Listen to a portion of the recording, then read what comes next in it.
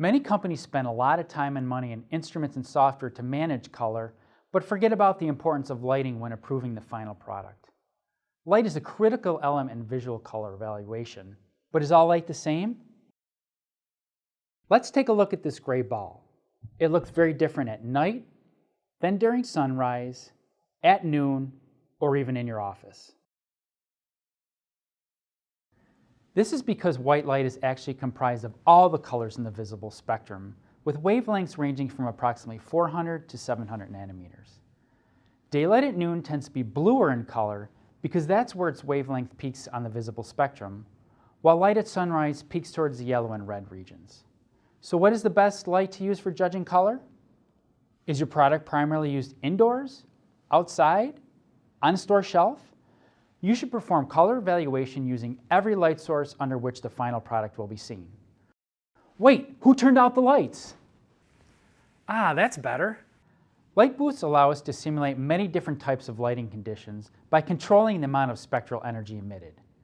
Most industries today have standardized on one or more viewing conditions that best reflect where and how their products will be viewed.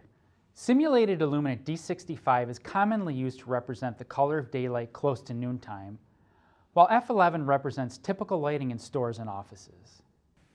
When it comes to evaluating color, be sure to remove clutter from around and inside your light booth, and do not wear bright colored clothing, as surrounding color can affect your perception. Whoa, watch it! You should always view samples next to each other and do not take too long. Have you ever compared two samples that look the same under one lighting condition, but then look different in another? This is known as metamerism, and is another reason it's important to check your products under a variety of light sources. If your product contains optical brightening agents, or OBAs, you will need a UV light source to properly assess the quantity and impact they may have.